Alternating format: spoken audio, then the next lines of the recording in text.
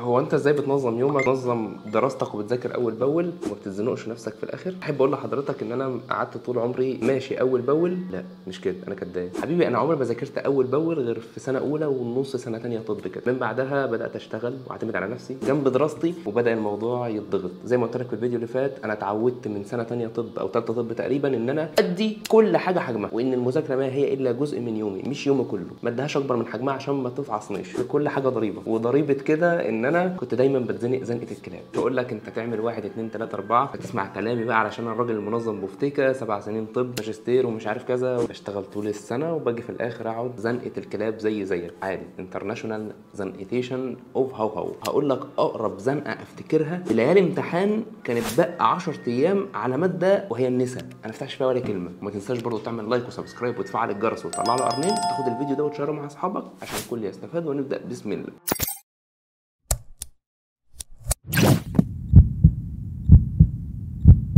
السلام عليكم، حياكم الله وبياكم وجعل الجنة مأوانا ومأواكم ومثوانا ومثواكم. على الدغري كده، انا ما افتكرش ان انا في يوم من الايام ان انا كنت بذاكر اول باول غير في اولى وثانيه وطب. اولى وثانيه طب بس هو الحاجه الوحيده اللي ذاكرت فيها اول باول. من اول ثالثه وبدا الشقاء الجبار يراودني، لان بدايه من سنه ثالثه انا بدات اشتغل جنب الدراسه بتاعتي، وبناء عليه الوقت بدا ينحصر، وبدات اعرف ادي للمذاكره حقها، وفي نفس ذات الوقت ادي الوقت حقه، ادي الشغل حقه. بمعنى صح زي ما قلت لك في الفيديو اللي فات، ان انا اديت للمذاكره قيمتها الحقيقيه، انها مجرد جزء من يومي مش يومي كله. فازاي بقى انا بالرغم من دوت كنت بجيب امتياز بالرغم من الزنقه؟ في الاول ما انكرش ان الموضوع كان صعب عليا، لكن كل حاجه اكتشفتها بعد كده ان احنا كبشر عامه ما بنجيش غير بالزنقه. الحاجه اللي احنا بنقعد نعملها في يوم كامل احنا عادي ممكن نعملها في نص ساعه. لو على المذاكره فانا قلت لك في الفيديو اللي فات ازاي تذاكر بالذكاء. فانا مش هقول لك بقى خطوات 1 2 3، انا هحكي لك قصه فعلا اكتر ماده انا اتزنقت فيها قريب جدا على مدار ال7 سنين بتوع طب. ده بجانب البطنه. طبعا البطنه دي حوار تاني هحكي لكم قصتها قريب، وعايزين تسمعوها ما تنساش تكتب لنا كومنت تحت عايزين قصه دكتور هوبا والبطنه. انا النهارده هقول لك زنقه النساء. كنت في 6 طب وكنت بذاكر معظم الوقت جراحه، كنت بحب الجراحه جدا، وكانت النساء قالوا لك ان ده ماده اصغر من الجراحه، فادي الاولويه للجراحه لان درجاتها اكتر. فكده كده اصلا كنت مزنوق، كنت ضاغط وقتي للجراحه، فما كانش يبقى وقت للنساء. حتى اتى ليالي امتحان النساء، بقى من الزمن 10 ايام جبار ورب الكعبه. حلو، الكتاب 300 صفحه، كل يوم لو خدت 30 صفحه في 10 ايام، قول مثلا حلو 30 صفحه في اليوم زي الفل. 30 ورقه مش صفحه، يعني 60 صفحه. وبدات بسم الله 10 ايام احنا فين وال10 ايام فين لسه طوال. بص، هو مر 5 ايام كنت بذاكر من كتاب قد كتاب المراجعه النهائيه الجبار بتاعنا دوت. كان الكتاب ضعف ده كده. 5 ايام عدوا ما ذاكرتش غير 20 ورقه بالظبط. طب وبقيت ال 300؟ انا متعود طول سنين الطب ان انا بقعد ليالي الامتحان كده امسك الكمبيوتر او اللابتوب او الايباد، اقعد اسمع المحاضرات وبعد كده ابدا افرغها بايديا وامسك كتاب الماده نفسها، وابدا ان انا اجيب ده مع ده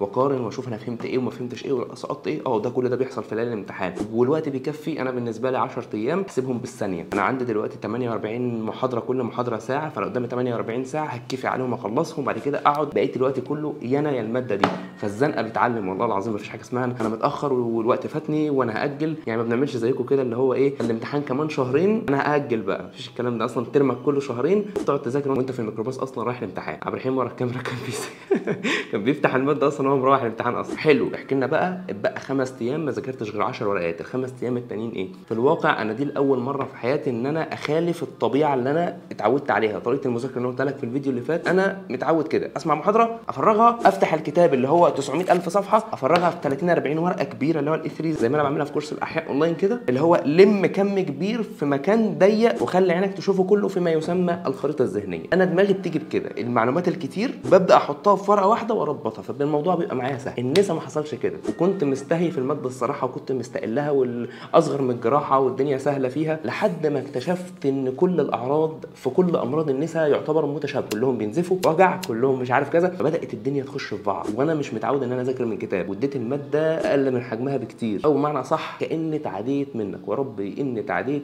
عدوه جباره ورب الكعبه. يمر الوقت وبدا قلبي يرفرف. انا ساعتها حسيت ان انا مزنوق وبدات اترعش. 300 ورقه ما ذاكرتش منهم غير 10 ورقات، المستقبل بيضيع. وده اخر ترم في السنه، عارفين اخر ترم خلاص انا كده وبعدها هتخرج. يمين شمال وفوق وتحت لحد ما قالوا ان في دكتوره اسمها نادين، ربنا يبارك لها يا رب، ربنا يبارك. يا جماعه اللي يسمع الفيديو ده ويشوف دكتوره نادين للنساء يقول لها دكتور عبد الوهاب بيقول لك شكرا من القلب، شكرا من القلب. يعني بجد بعد ربنا الدكتوره دي كانت سبب ان انا خلاص اخلص، ومش هخلص ورميت الماده، لا فعلا الماده دي لحد دلوقتي يعتبر ثابته في دماغي من الالف للياء، كلها اتلمت في دماغي. كانت عامله ورق للنسا زي ما انا بذاكر بالظبط، كانت عامله النسا تقريبا كلها في 20 ورق اللي هم الكبار الاي 3 كده، فكنت تسمع وراها المحاضره وتزود بس الداتا اللي انت بتسمعها بفهمك بطريقتك وتخش، والحمد لله جبت برضه يعتبر درجه، ما نقصتش غير حاجات بسيطه خالص، يعني يعتبر في التوب ليفل اوف امتياز. تخيل كده ال5 ايام اللي ضاعوا وانا قاعد بهري وانكت وماسك الكتاب وعمال افر في صفحات، وفعلا كانت الدنيا كلها دش من الكتاب عمال اعجن. ربنا الهمني قبل كده وان انا اتعلمت ازاي اذاكر بذكاء، اشتغلت جنب دراستي. فجيت اخر ترم للاسف واتغريت في ماده وخالفت ده، وقلت ده ايه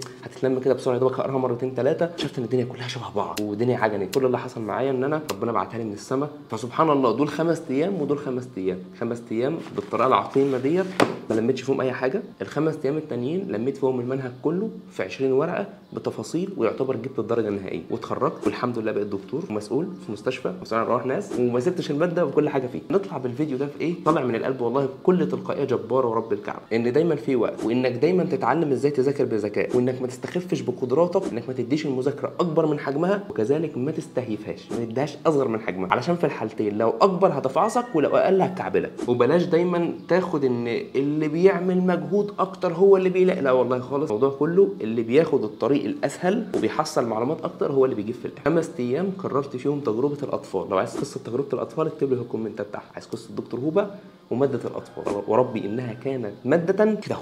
الحمد لله زنقه الكلاب بتطلع رجاله كتير قوي من القدرات اللي عندك اللي انت ما كنتش واخد بالك منها. زنقه الكلاب بتعمل الضغط النفسي اللي انت بتتعود عليه، وبتكتشف في حاجات في نفسك انت ما كنتش تتخيلها. واللايف ستايل بتاعي كطبيب انا دايما في زنقه، مش زنقه كلاب، زنقه كل حاجه او ضغط نفسي في كل حاجه. دايما شغال في حاله وفي حاله فوق دماغك وحاله جايه في الطريق، دايما بتذاكر وبتشتغل وبتتهاجم وكلام سيء، وهتلاقي كل حاجه، وكمان على السوشيال ميديا فهتلاقي يمين وشمال وفوق وتحت. فتعود دايما انك تثق بربك، تثق بنفسك، تثق بامكانياتك، لان الله خلقك في احسن صوره. فتعلم دائما انك له، وان في الطريق حلم لا تنساه، وكل ما تنسى هاجي افكرك.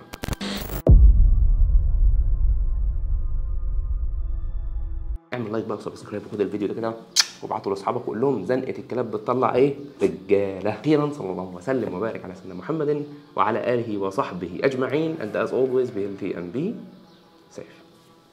السلام عليكم.